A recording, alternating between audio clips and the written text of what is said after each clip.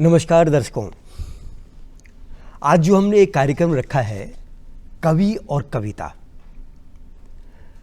एक कविता के पीछे एक कवि की क्या सोच होती है, एक कवि एक कविता को लेकर कितना सोचता है, ये तो आपको बताने की आवश्यकता नहीं है कि एक कवि चंद पंक्तियों में वो बातें लिख देता है जिससे कि अगर हम पद्य में अगर उसको रूपांतरित करें तो शायद कई पन्नों की आवश्यकता पड़ती है।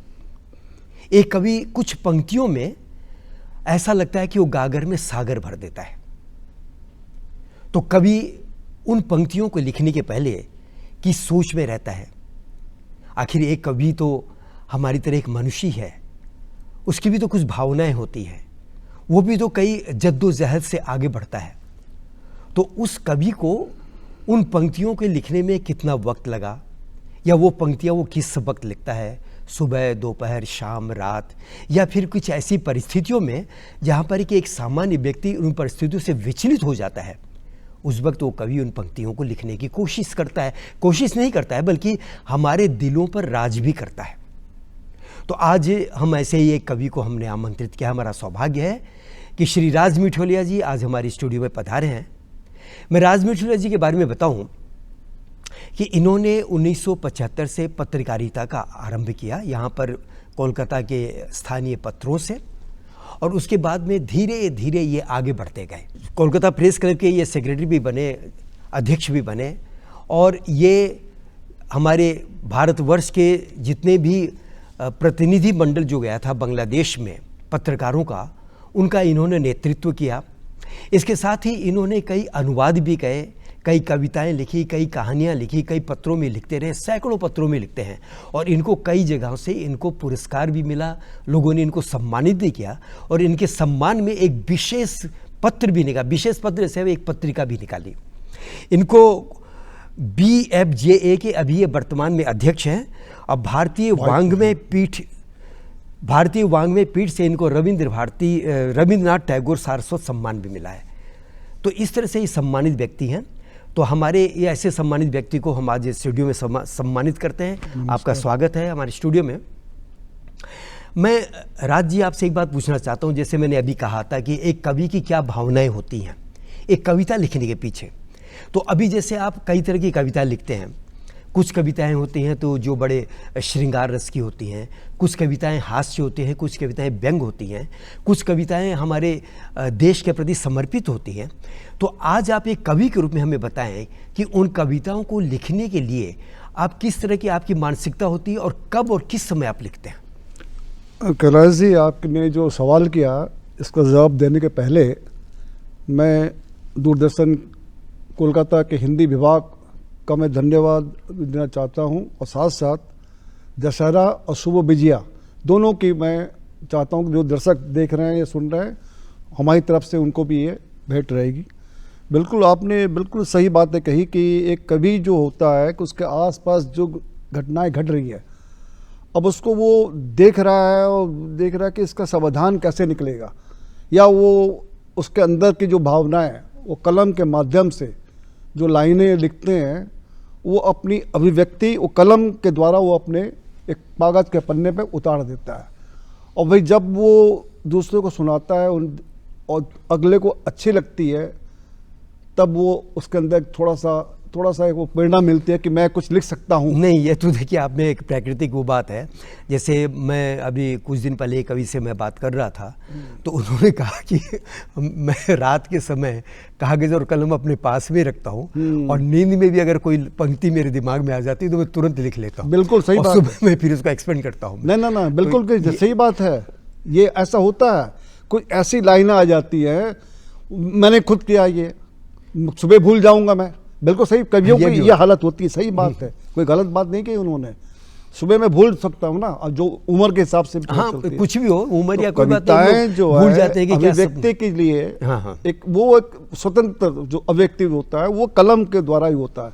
अब पाठक उससे किस रूप में लेते हैं, ये देखिए, ये पाठकों की जो रुचि है उस कवि के प्रति, उस कविता के प्रति, उस नज्म कविता जो भी है, तो वो तो डिपेंड करता है। खैर ये तो आपकी बहुत बड़ी बात है। तो अभी कैलाश जी, अभी हाल की जो घटना घट रही है, जो बारिश हो रही है, चारों तरफ बरसात बरसात हो रही है। जी हाँ। उत्तराखंड में हुआ, अभी हमारे बंगाल में उत्तर बंगाल में हो गया। इस बार तो बारिश का तो बड़ा अच्छा तो ही मैंने मौसम रहा है। हाँ। उस बारिश पर मैंने कहा क्यों नहीं इस पर लिखे, ये बड़ा उत्पात मचा रहे हैं अरे देश वाह में। वाह। मैंने उसमें उत्पात शब्द यूज किया। तो बारिश पर आपने एक कविता कोई लिखी हाँ, हुई मैंने है। कहा शुरुआत तो में चलिए वहीं से करूं। ये हमारे साथ साथ हमारे दर्शक भी सुनेंगे कि हाँ। चलिए बारिश पर कैसे बरसात में होना चाहिए ना, हाँ, उत्पात जरूर। कैसे मचाते हाँ हैं हाँ वो। जरूर जरूर। तो शीर्षक है बरसात, जाहिर है आ गई बरसात फिर, आ आ गई बरसात फिर, बादलों के झुंड आए कर रहे उत्पात फिर। अरे वाह वाह। आ गई बरसात फिर, बादलों के झुंड को उत्पात बता रहे हैं। हाँ बादलों के झुंड आ गए आए कर रहे उत्पात उत्पात फिर, फिर हम। आ गई बरसात फिर।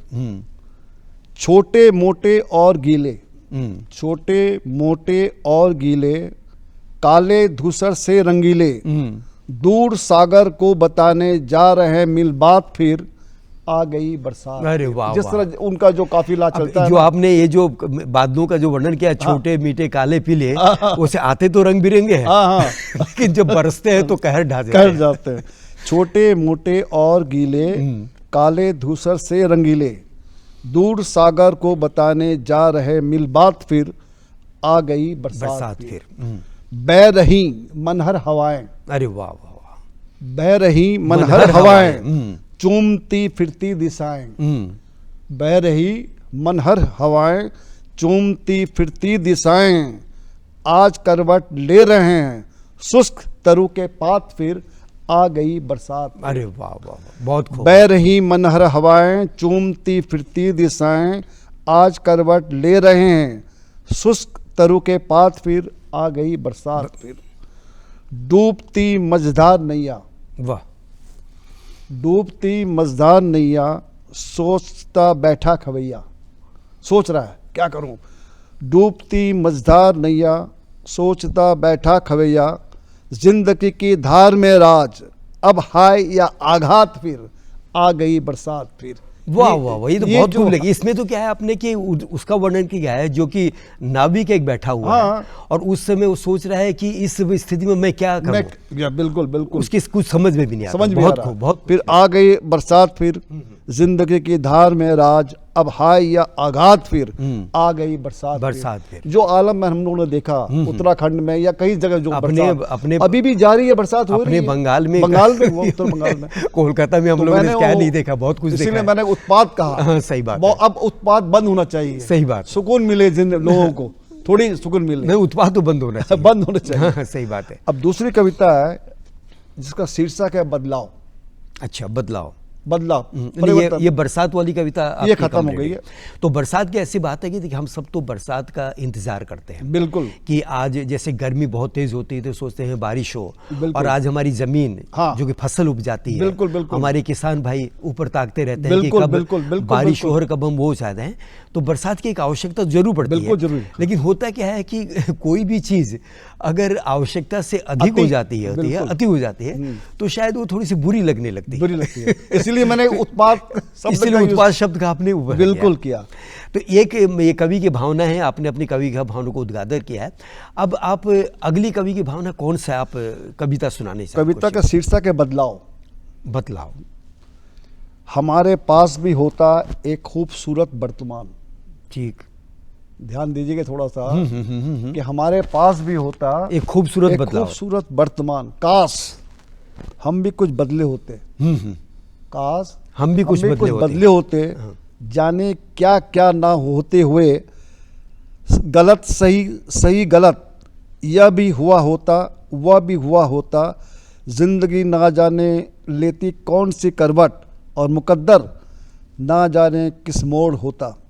हमारे पास भी होता एक खूबसूरत वर्तमान, वाह। काश हम भी कुछ बदले होते, जाने क्या क्या ना हुए होते, गलत सही सही गलत यह भी हुआ होता, वह भी हुआ होता, जिंदगी ना जाने लेती कौन सी करवट, और मुकद्दर ना जाने किस मोड़ होता। पर ऐसा कुछ भी नहीं हुआ, पर ऐसा कुछ भी नहीं हुआ, जिंदगी रही बेदाग, पर ऐसा कुछ भी नहीं हुआ, जिंदगी रही बेदाग, फ्लर्ट करने वालों से दूर, बहुत कोसों दूर। जिंदगी रही बेदाग, फ्लर्ट करने वालों से दूर, बहुत दूर।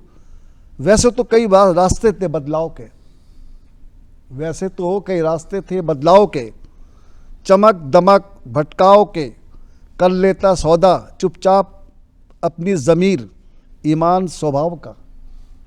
वैसे तो कई रास्ते थे बदलाव के, चमक दमक भटकाव के, कर लेता सौदा चुपचाप अपनी ज़मीर, ईमान स्वभाव का। लेकिन ऐसा कुछ भी नहीं हुआ, जो थे वहीं रहे, दुनिया की नज़रों में नाकाम, लेकिन अपनी निगाहों में कामयाब। अरे वाह वाह वाह, एक आपने इससे बहुत बड़ी बात लिखी है कि हमें कई रास्ते मिले हैं। मैं एक बात इसे बताना चाहता हूँ कि वर्तमान में हमें जो मिलता है, तो लोग हमारे जो दिशा में हम आगे बढ़ रहे हैं उससे सबसे बड़ी बात यह है कि हम गलत दिशा की तरफ ज़्यादा आकर्षित होते हैं, क्योंकि गलत दिशा में जाने से कि वहाँ इस चमक दमक जो आपने कहा है कि चमक दमक मुझे कई रास्ते मिले, लेकिन उस पर आप नहीं गए। हाँ। और लोगों ने कहा अरे नहीं तुमको कुछ नहीं आता है, लोग क्या करते हैं उसमें व्यंग मारना शुरू कर देते हैं। बिल्कुल सही है। लेकिन जब आप उस स्थिति में सुदृढ़ रहते हैं तो आप आने वाले वक्त में कहते हैं कि नहीं, मैंने उस वक्त कुछ सही किया था, बिल्कुल जो बिल्कुल आज मैं इस स्थिति में बैठा हूं। बिल्कुल बिल्कुल। तो यह बहुत सही बात, मैं समझता शायद ये आप अपने ऊपर ही आपने एक कविता लिखी है। कुछ घटनाएं घटी तो मैंने हाँ, समझ रहा हूँ। मैंने कहा ना कवि क्या करता है नहीं, कि नहीं, सारी चीजों को अपने समेटता है कलम के माध्यम से, कागज के पन्नों पर। हाँ, हाँ। तीसरी जो है एक कविता है, मैंने ये गजल है। अच्छा, मैं इन कविताओं के लिए मैं एक प्रश्न आपसे इसे पूछना चाहता हूँ कि चूंकि आप तो एक सामान्य बालक की तरह आपने भी पढ़ाई लिखाई की, आप भी स्कूल गए, कॉलेज गए, आप भी सामान्य तरीके से सारा काम किया, कविताओं के प्रति आपका रुझान कैसे हुआ? जाहिर है बिल्कुल ये कि इसकी खास वजह जो हमारे जो पिताश्री थे, बड़े बड़े कवि थे, बड़े अच्छे लेखक थे।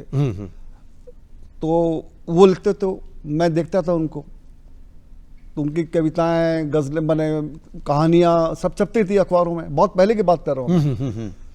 तो मैंने एक पिछली बार भी कहा था कि 1965 में हम लोग रहते थे बेहाला में। अच्छा। तो सेंट्रल गवर्नमेंट क्वार्टर होता था।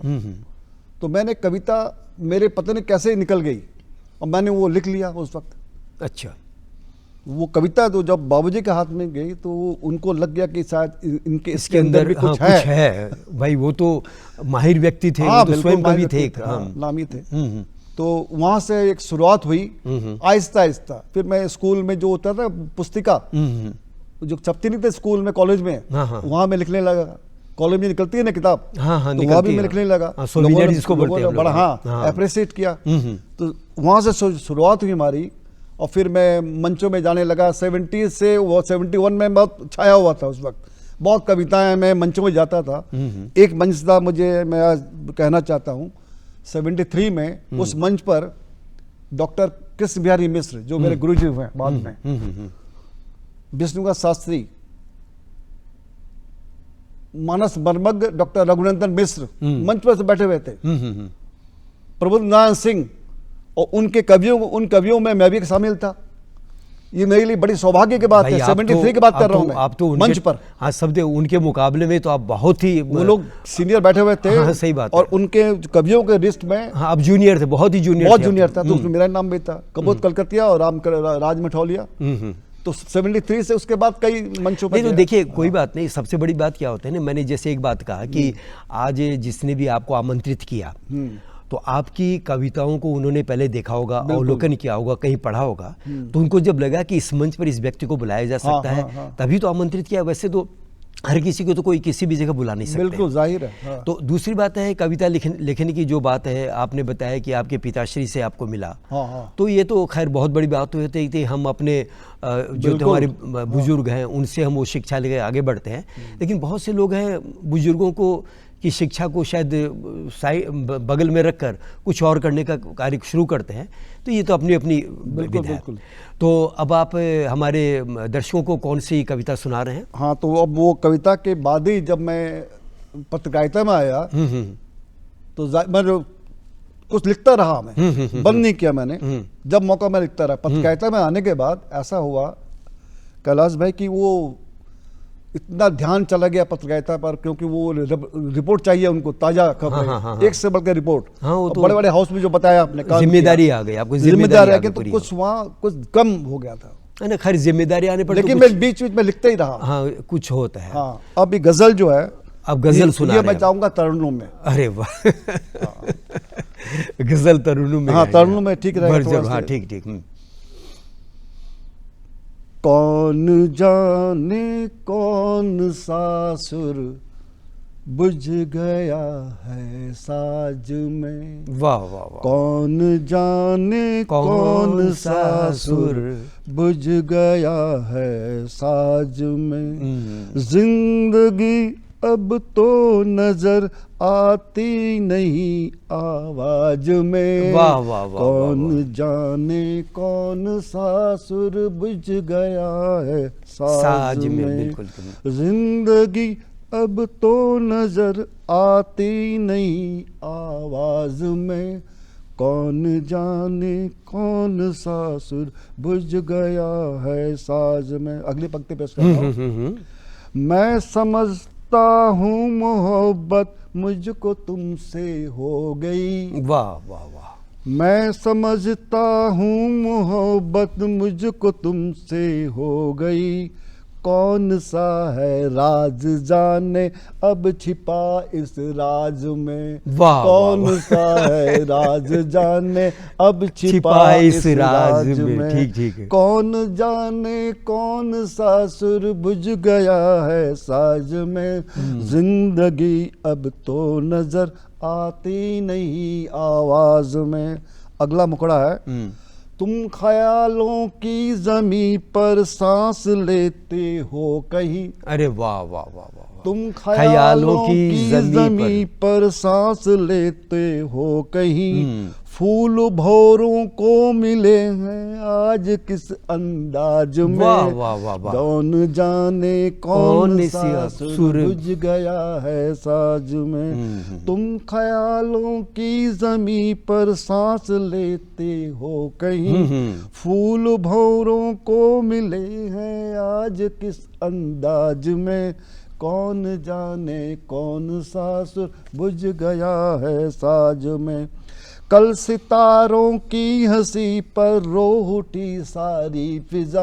वाह वाह वाह वाह। कल सितारों की जमी पर रो उठी सारी फिजा।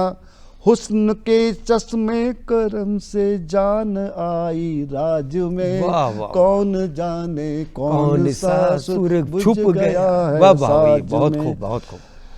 राज ऐसी जिंदगी पर आंख भर आई मेरी।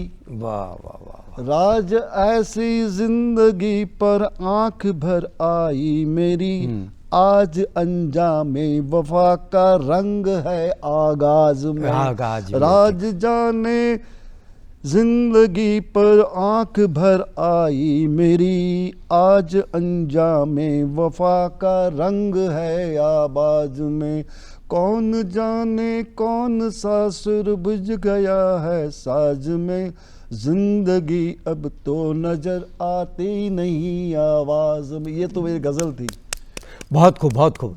सबसे बड़ी बात क्या है कि कौन जाने कौन सा सुर हाँ छुप गया है साज में। हाँ बिल्कुल। अब ये होता है कि देखिए ये जो बात आपने लिखी इस एक पंक्ति में, अब ये अगर सोचा जाए तो जब कहता है कि आदमी कोई अपनी भावनाएं व्यक्त करता है, उस वक्त अगर कोई दूसरा माहौल तेजी से चलता हुआ है तो उस व्यक्ति की सारी अभिव्यक्ति वहीं खत्म हो जाती है। वहीं खत्म हो जाती वो कुछ बोल ही नहीं पाता है।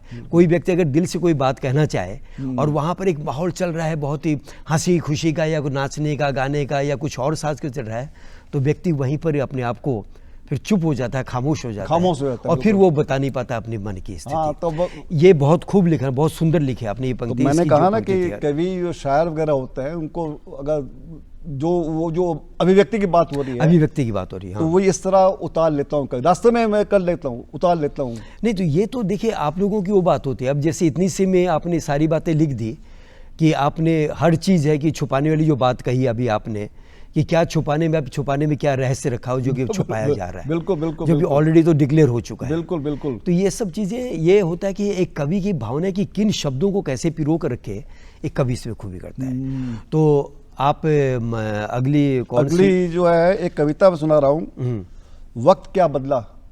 वक्त क्या बदला। वक्त क्या बदला। इसको मैं सीधे पढ़ रहा हूँ कि ख्वाबे हसरत में डूबी है तर जिंदगी। अच्छा, ख्वाबे हसरत में डूबी है, ख्वाबे हसरत में डूबी है तर जिंदगी, ये मेरी जिंदगी, ये मेरी जिंदगी। ख्वाबे हसरत में डूबी है तर जिंदगी, ये मेरी जिंदगी, ये मेरी जिंदगी। सहमी आंखों की पुतली नजर जिंदगी, सहमी आंखों की पुतली नजर जिंदगी, ये मेरी जिंदगी, ये मेरी जिंदगी। चांद तारों के दरिया में ले ली डुबकियां, चांद तारों की दरिया में ली डुबकियां, मैंने देखी मोहब्बत की ही झलकियां, सामे उल्फत की है रह गुजर जिंदगी, ये मेरी जिंदगी, ये मेरी जिंदगी। चांद तारों की दरिया में ली डुबकियां, मैंने देखी मोहब्बत की ही झलकियां, सामे उल्फत की है रह गुजर जिंदगी, ये मेरी जिंदगी, ये मेरी जिंदगी। वक्त क्या बदला बदल गए लोग। ठीक ठीक ठीक। वक्त क्या बदला बदल गए लोग, छल कपट का बदस्तूर जारी है ये रोग।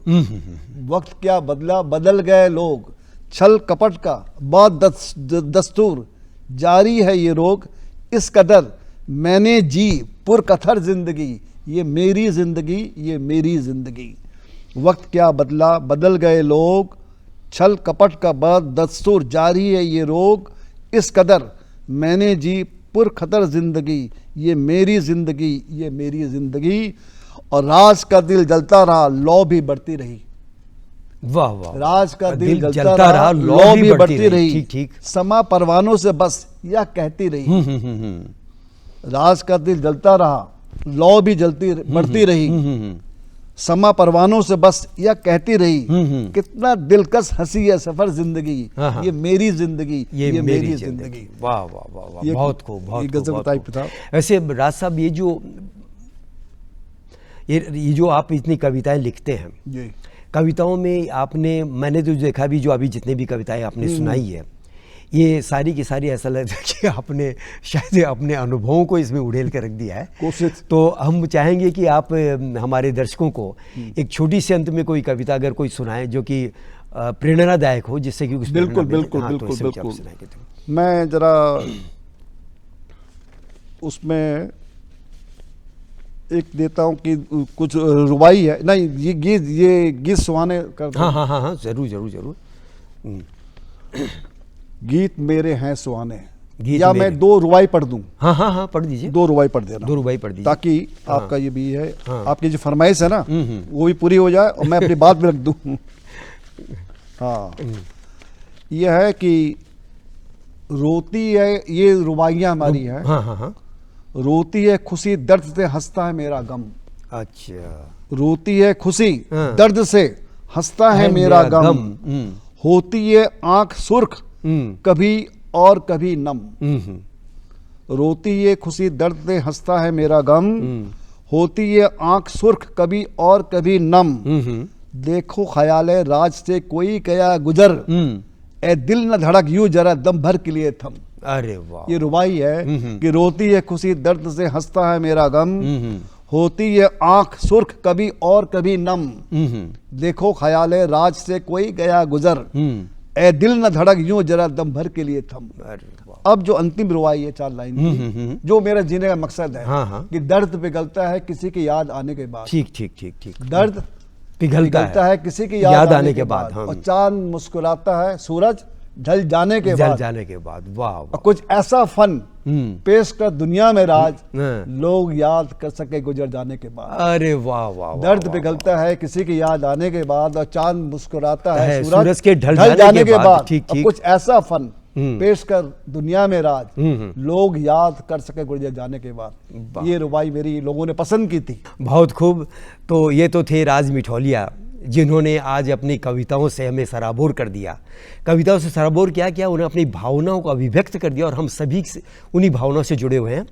तो हमारे दर्शकों से हम यही सो के इजाज़त मांगेंगे कि फिर मौका मिलेगा तो हम ज़रूर ऐसे कवि को आपके समक्ष पेश करेंगे।